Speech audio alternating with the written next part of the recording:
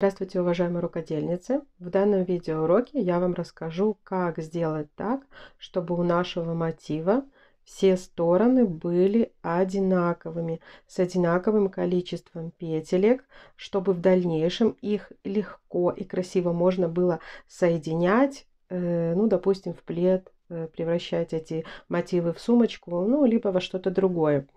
Смотрите, обычно, когда мы довязываем последнюю петельку, вот мы ее довязываем, да, мы как делаем? Мы вот таким вот образом закрываем. То есть провязываем соединительную петлю, еще одну воздушную петельку и обрываем нашу нить. У меня уже она обрезана, то есть вот получается вот такой вот узелочек. В принципе, такой способ тоже имеет место быть. Да?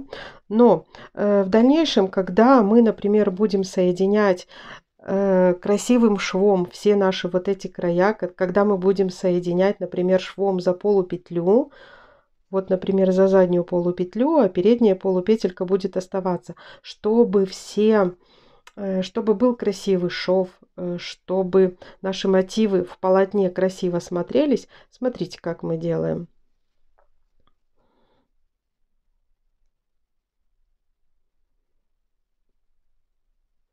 Распустили последнюю петельку. Я просчитала, что со всех сторон у нас по 12 петелек, ну, не считая вот эти петельки, которые на уголках. Да, мы просто, когда все довязали, вытягиваем нашу ниточку и делаем последнюю искусственную такую петельку. То есть, смотрите, вот эту петельку мы пропускаем, а в следующую с изнанки заводим крючок. Заводим крючок вот так вот, вытягиваем нашу ниточку, переходим на изнаночную сторону,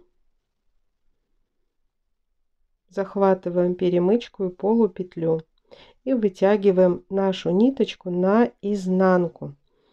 Все, то есть мы сформировали такую вот петельку, как и по всем сторонам. И количество петель на этой стороне у нас точно такое же, как и на всех трех остальных. То есть это для удобства потом, когда мы будем соединять все наши мотивы в полотно. Смотрите, у меня все мотивы, они с одинаковыми.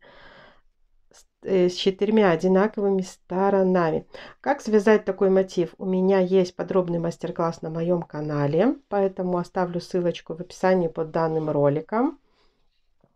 Если вам был полезен мой видеоурок, ставьте, пожалуйста, ваши лайки и подписывайтесь на мой канал. Всем пока-пока!